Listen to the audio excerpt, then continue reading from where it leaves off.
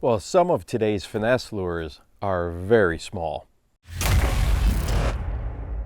The problem with finesse lures, often when we need them, we also need some distance, some casting distance. Well, this is a question that I am asked quite a bit.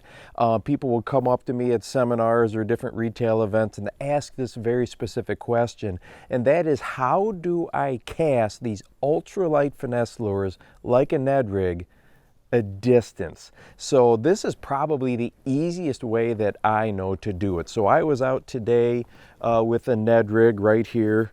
Just had a tiny little soft jerk bait on this thing, and this is like a 1/16 ounce Ned head. And the easiest way that I know to get some distance, number one, has to deal with braid. Make sure that you have braid on your spinning reels. In this case, I am going to a fluorocarbon leader, but braid is basically zero memory, which means there's going to be less friction as that line flies out of the eyes on your rods, and it's going to directly translate into a whole lot more casting distance. And the other nice thing is I have 20-pound braid on here, and that is about a 6-pound monofilament equivalent. So the diameter of braid is so much smaller, which will also help with your casting distance. Now, there's a couple other things that you can do for casting really small ultralight presentations.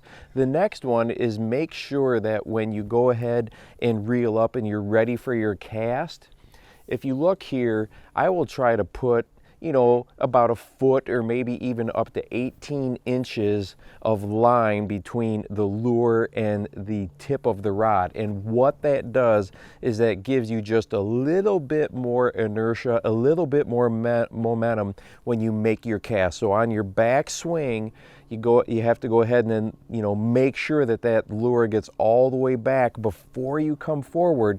But that little bit of extra line is going to make a big difference. I talked about this when we were using big crankbaits when I did a video this summer about making extra long casts, is put a lot of line out there and you get a whole lot more action to it, or a whole lot more momentum going with it.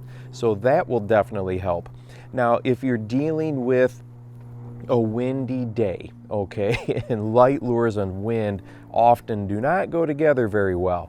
The other thing that you can do instead of doing an overhand cast is keep that lure close to the surface of the water, okay? So go ahead and make a sideways cast or a sidearm type of a cast, roll cast, whatever it might be, but keep that trajectory low. When we get that lure up into the wind, okay, it's just gonna knock it down. But if you keep it low, you can really get a lot more distance to it. And as far as going back to the braid, when you're using these ultra finesse presentations, another benefit of braid is it's very sensitive. You're going to feel bites much easier than, let's say, if you were using monofilament. And me personally, I like to use a high-vis braid so I can watch that line twitch as well. And hey, if you want to watch a video about that braid to fluorocarbon or braid to mono leader, go ahead and check this one out right here. It's the red Phillips knot, which is what I like to use. And make sure that you go out and encourage someone today.